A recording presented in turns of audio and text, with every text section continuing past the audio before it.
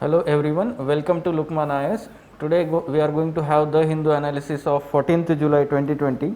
So let us see which are the important articles that have appeared in today's newspaper for our examination, for mains purpose and for prelims purpose. Let us see one by one these articles and take inputs for our examination. First article on page number 6, editorial.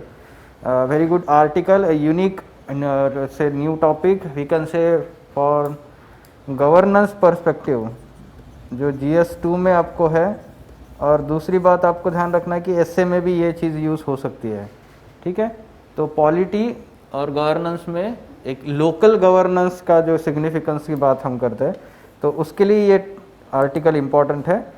So what the article is talking about is importance of local governance, and from start to end it is discussing about the significance of this local governance. First of all, in initial part it has given the introduction as how the institutions of the government as well as the international institutions have failed to what you can say deal with this COVID-19, and that's why we need to have focus on empowering people at local level, okay, or the local governments. So that's why it has supported through various, let's say, studies also. We will see one by one. So first of all, it is talking about the complexity of handling so many subsystems at the same time have overwhelmed the governance. Now what type of subsystems it is talking about? Here it is talking about the subsystems like healthcare, logistics, business, finance, administration and all these things, okay. So these subsystems, now when the government is acting in the one subsystem, then what happens is it has resulted into negative impact on another subsystem. For example, if you take the example of COVID-19, or let's say if you listen last 3 months, the initial government focus was on, let's say, healthcare system, and because of that what happened is the impact on economy. So there is economic crisis and slowdown, we know that, and yes, so that's why the solutions for one subsystem backfired to let's say on other subsystem. उन्होंने यही example दिया हुआ है, like health crisis have made it harder to manage economic distress simultaneously. तो ऐसे आपको लिखने आना चाहिए कि प्रॉब्लम्स कहाँ कहाँ आ रहे हैं गवर्नमेंट को डील करते वक्त इस पैंडेमिक के साथ. At the same time, we need to understand that the global challenges listed in 17 sustainable development goals जो 2015 में हमने अडॉप्ट किए थे और 2030 तक हमें वो इम्प्लीमेंट करने हैं, कंप्लीट करना है, अचीव करने हैं, sustainable development goals SDGs. So what they are having is the interconnectedness, ठीक है. तो हमने पहले भी एक क्वेश्चन इसके बारे में पूछा था कि how the sustainable development goals are interconnected with each other, और उस पर ऐसे टॉपिक भी बन सकता है, ठीक है. So what it is talking about, they are systemic challenges and all these systemic problems are interconnected with each other. Fine. So for example, if we are talking about poverty and health, or let's say women equality, all these things are interrelated. If we tackle with one, automatically there will be spillover effect on the other.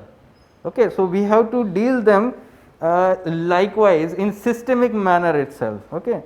At the same time, what the article is talking about as a way forward, it is saying that because of this failure of governments and international institutions to deal with such challenges, there should be more and more empowerment of local people and local governance. And how it is saying that because of, let's say, successful example of dealing with this COVID-19. What are these successful examples? Examples like some states in India and some countries which have a let's say strong local governance system. For example, Kerala in India or countries like Taiwan, it has very strong local governance which dealt with COVID-19 pandemic very effectively. So therefore, solutions must be local. Moreover, for local people to support the implementation of solutions, they must believe in solution, the solution is right one for them and not the thrust upon them by outside experts. तो ये आपको पता है कि एक top down approach होता है और एक बॉटम अप अप्रोच होता है, जिसमें हम हमेशा बात करते हैं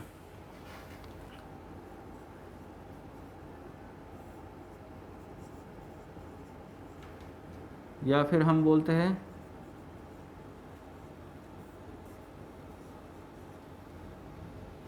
ठीक है। तो जब जब कोई प्लानिंग की बात होती है, डेवलपमेंट की बात होती है, गवर्नेंस की बात होती है, तो जैसे हम जानते हैं कि मार्शल प्लान था, जैसे हम बोलते हैं कि थर्ड वर्ल्ड कंट्रीज़ को डेवलपमेंट का एक प्लान दिया गया था अफ्रीकन कंट्रीज़ का, तो वो फेल क्यों हुआ था?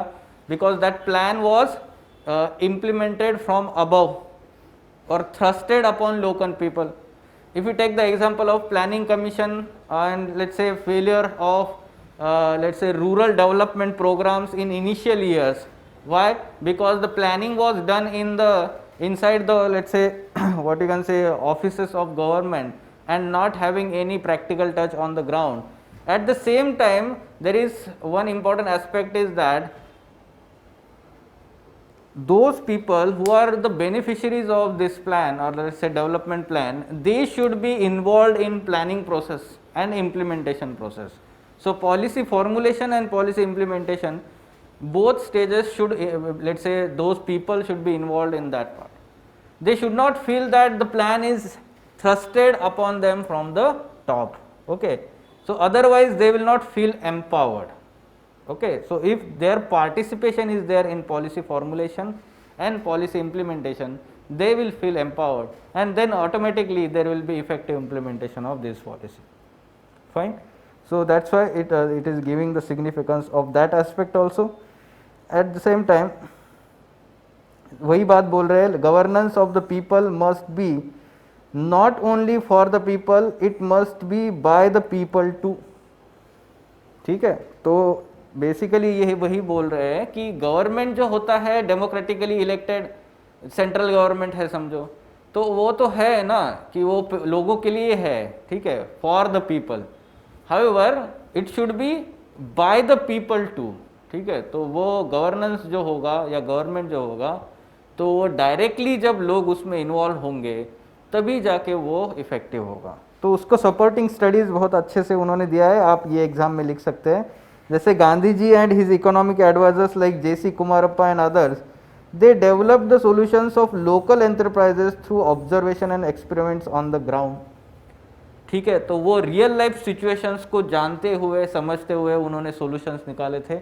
We know that Gandhi ji believed in let's say local solutions.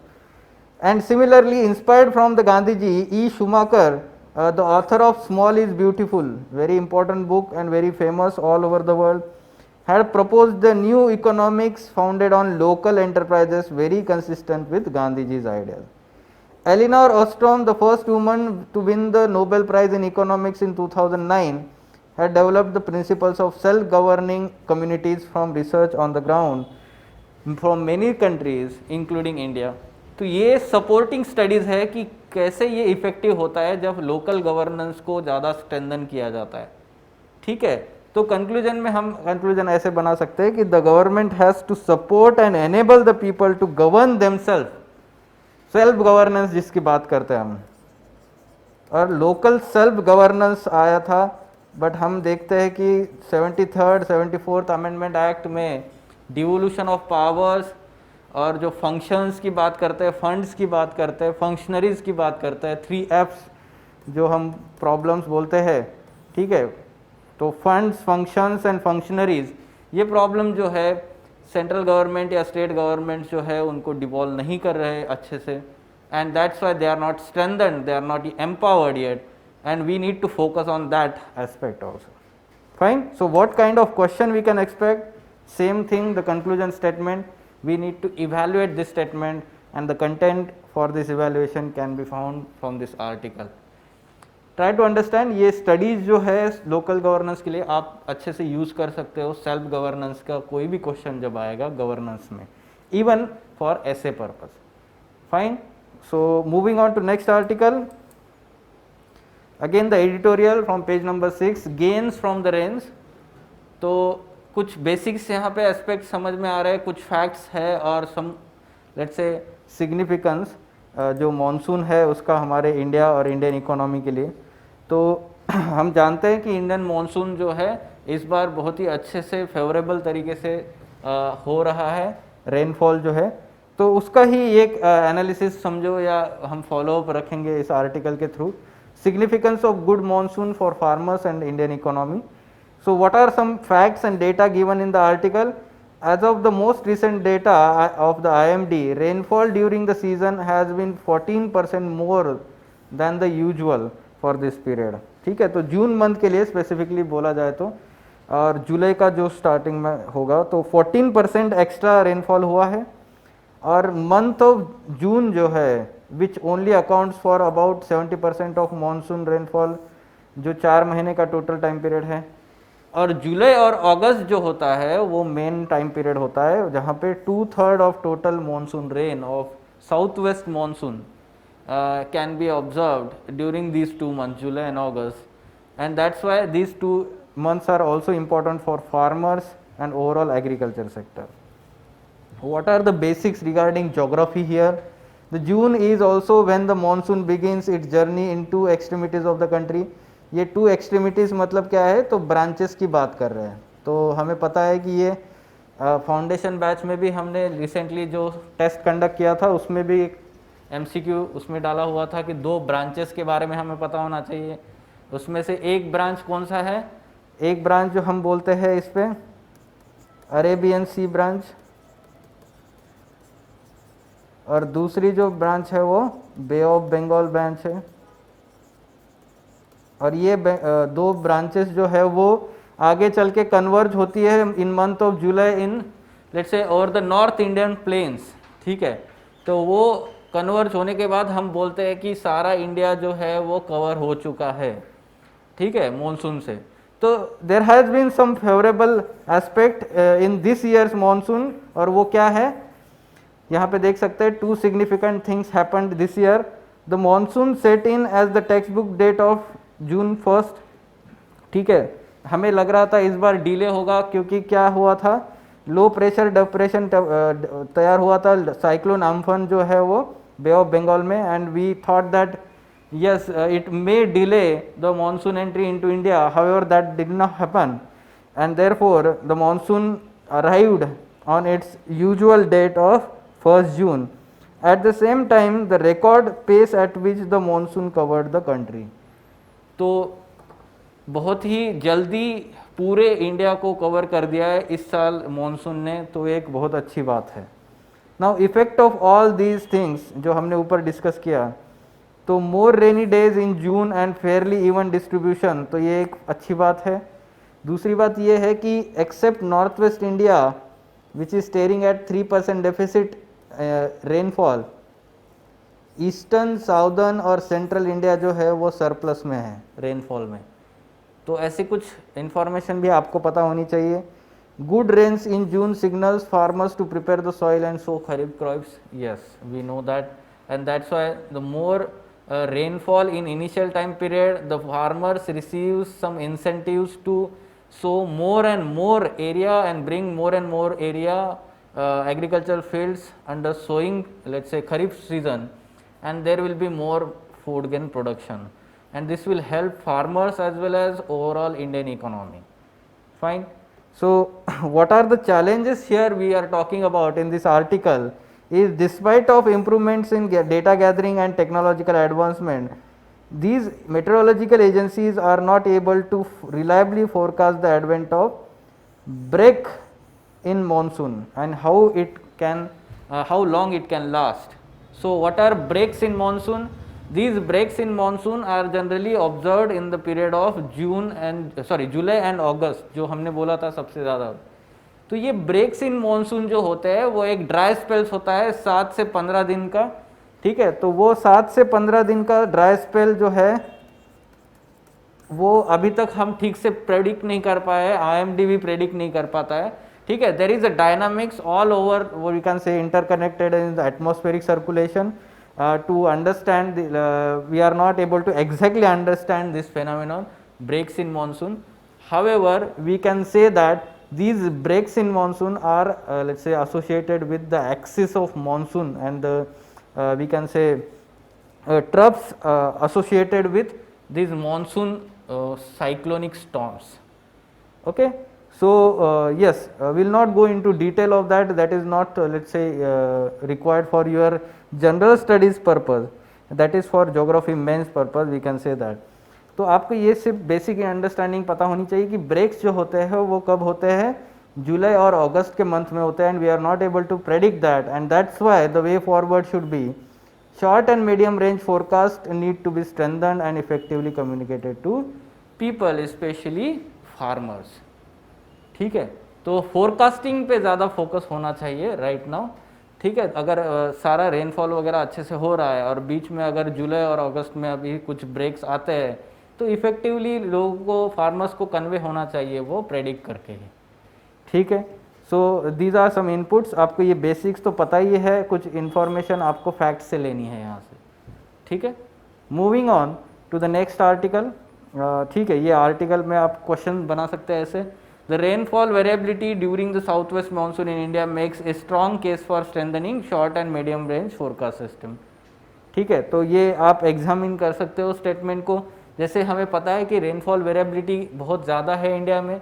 Various आप रीजन्स लेके देख सकते हो, जैसे कि जो नॉर्थ वेस्टर्न रीजन है, गुजरात, राजस्थान, उस रीजन में सबसे ज़्यादा रेनफॉल वेरिएबिलिटी है. ठीक है, तो रेनफॉल वेरिएबिलिटी मतलब डेविएशन फ्रॉम द नॉर्मल. ठीक है, तो वो हमारे यहाँ पे ज़्यादा है और इसकी वजह से हमें ये short and medium range forecast system होना चाहिए. Moving on, some developments in international relations part. अच्छे से समझना चाहिए और फॉलोअप रखना चाहिए यहाँ पे. India drops, let's say Iran drops India from Chabahar rail project, sites funding delay. अब इसका एक आपको बैकग्राउंड में बता दूँ कि चाबार पोर्ट जो है वहाँ पे डेवलपमेंट करने के लिए इंडिया ने बहुत सारा इन्वेस्टमेंट किया है और उसके लिए एग्रीमेंट साइन किया है ईरान के साथ में. ठीक है, now Chabahar port was being developed by India and it was considered as a let's say bypass to enter the Central Asia or Central Asian countries like Kazakhstan, Turkmenistan, Uzbekistan. ये जो countries है, these are mineral rich countries and we do not want to have a land route through Pakistan क्योंकि वो मुश्किल होगा. ठीक है, तो हमने क्या सोचा है कि ईरान के थ्रू अफगानिस्तान एंड अफगानिस्तान से हम सेंट्रल एशिया की तरफ जाएंगे. तो उसके लिए हमने ये चाबहार पोर्ट का डेवलपमेंट के लिए ईरान के साथ ये एग्रीमेंट किया था. And in that agreement there was also part of trilateral agreement wherein Afghanistan was also involved. Let's say development of one railway line from that Chabahar port to the border of Afghanistan and from then inside the Afghanistan to the Central Asia region. ठीक है, तो ये railway project है वो जहाँ पे अभी Iran बोल रहा है कि हमें इंडिया से फंडिंग डिले हो रहा है और इसलिए उन्होंने खुद से ही ये प्रोजेक्ट शुरू कर दिया है. ठीक है, इम्प्लीमेंट करना. तो फोकस क्या है इसका? फोकस ये है कि लैंड रूट जो है इंडिया से डायरेक्ट सेंट्रल एशिया की तरफ जाने का वो पाकिस्तान के थ्रू जाता है और उसको बाईपास करने के लिए हमने चाबहार पोर्ट को डेवलपमेंट का सोचा था और वहाँ से हम directly land route Iran, Afghanistan and central Asia. Fine, तो ये एक चीज़ आपको बैकग्राउंड में पता होनी चाहिए. अब देखते हैं कि ये न्यूज़ में क्या बोल रहे हैं. 4 years after India and Iran signed the agreement in 2016 to construct a rail line from Chabahar port to Zahedan. ठीक है, along the border of Afghanistan. ये जहादेन जो है वो ईरान का अफगानिस्तान के बॉर्डर पे है, ईरान में ही. ठीक है, the Iranian government has decided to proceed with the construction of its own on its own, citing delays from Indian side in funding and starting the project. तो प्रोजेक्ट जो है 628 kilometre Chabahar Zahedan railway line which will be extended to Zaranj across the border in Afghanistan. तो Zaranj जो है वो अफगानिस्तान में है, तो वो एक्सटेंड करके आगे चला जाएगा सेंट्रल एशिया की तरफ. तो ये बहुत ही इंपॉर्टेंट हमारे लिए है. क्या बोलते हैं हम उसको, सेंट्रल एशिया रीजन को रीच करने के लिए, मिनरल रिच रीजन के लिए. ठीक है, for energy demands and energy security of India. So this was considered as an alternate trade route to Afghanistan and Central Asia. The development comes as China finalizes a massive 25-year $400 billion strategic partnership deal with Iran, इसके बारे में हम अगली news पढ़ने वाले हैं।